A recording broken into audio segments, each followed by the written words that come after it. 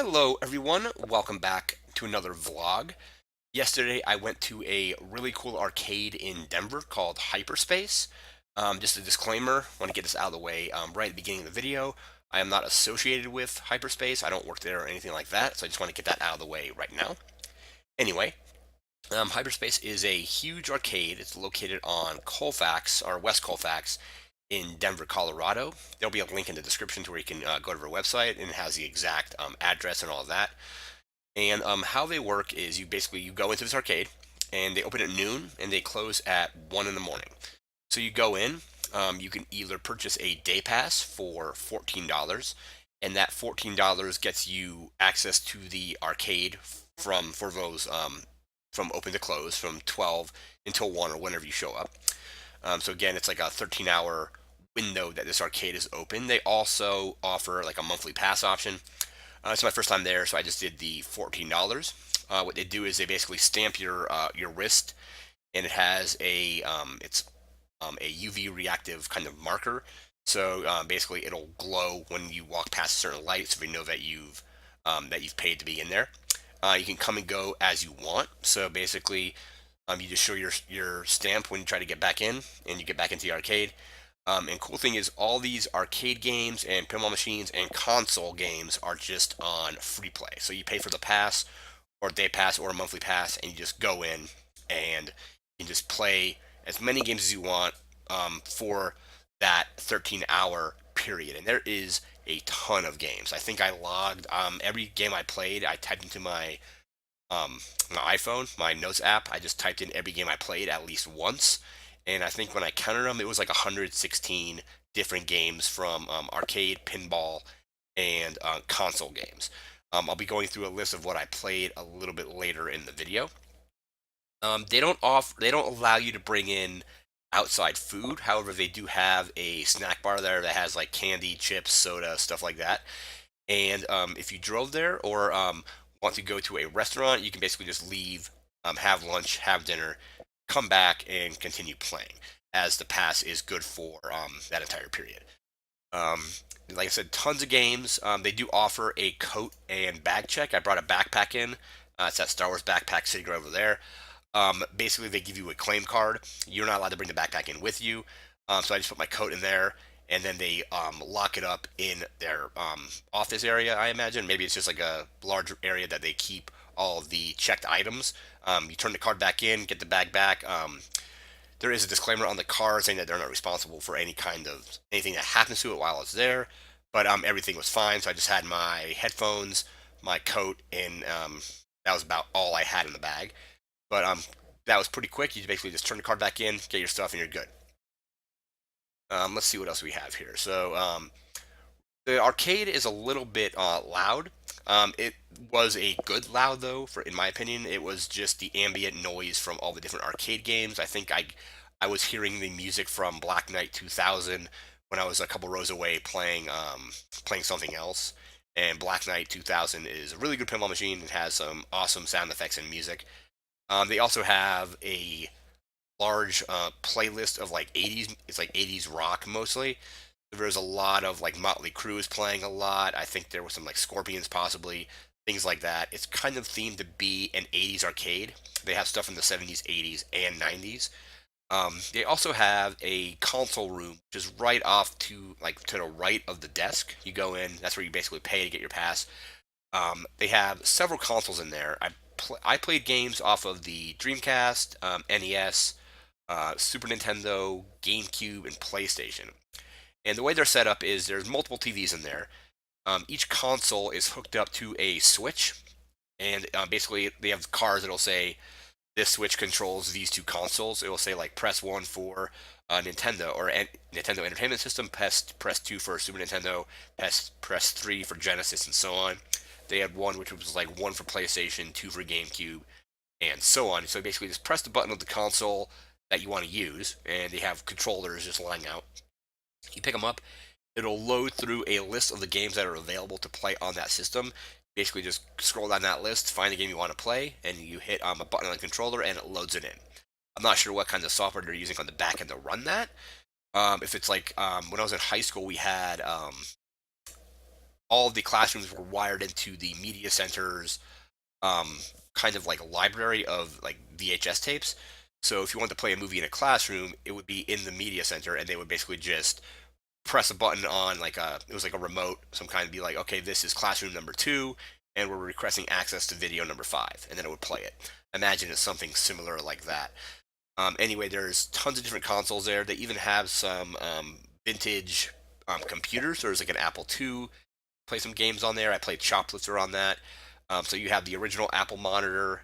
So it's all black and green, and then it's also hooked up. That's also hooked up to a color monitor as well. There's a couple other different computers that they had set up. I didn't really use those, but in that same room they have a couple cabinet or cocktail machines as well. So I played Burger Time in there and so on. So just really cool arcade. Huge amount of games, like several different rows of just games in the main arcade area. Some of them were kind of categorized. There was an entire wall that was all vector games. So it was all like Asteroids, Battle Zone, I think Tempest, but I think that was actually out of order at the moment. They had another back corner which had all their fighting games. So they had Marvel versus Capcom, which I played.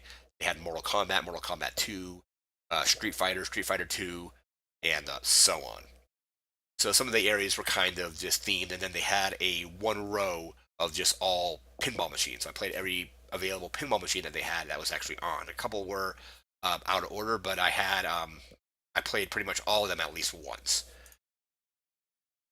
So let me grab my phone here, and sort of quickly run down the list of the games I played, and this is the order in which I also played the games as well. Right, let me just bring this up here. So I played, first game I played was Tron. Then I played Black Knight 2000 Pinball Machine. I played Gorf, Galaga. That was really fun. Dragon's Lair.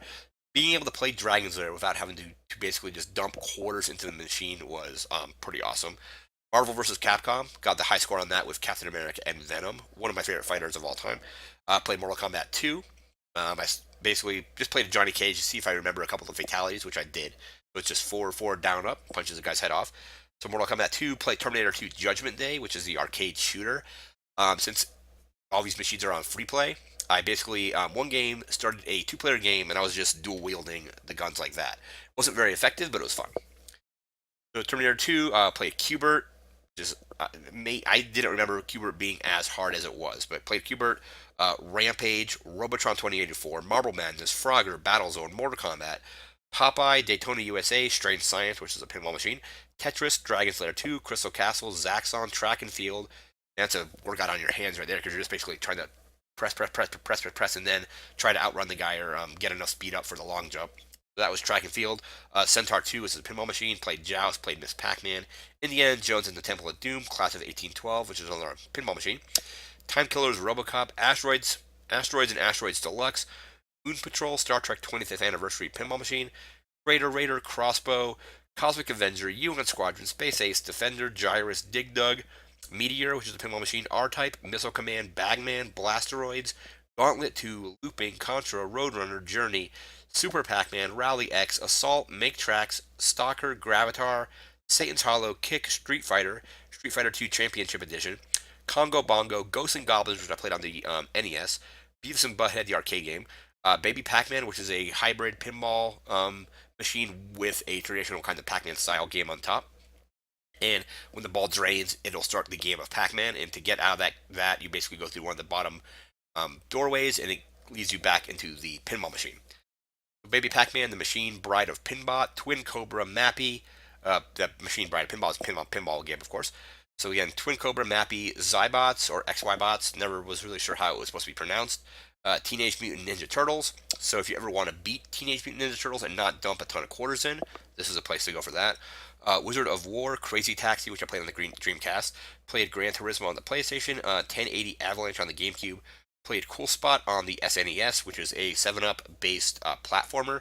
Not sure why that's the game I chose on the SNES, but just wanted to play that once I haven't played it in like probably 25 years maybe.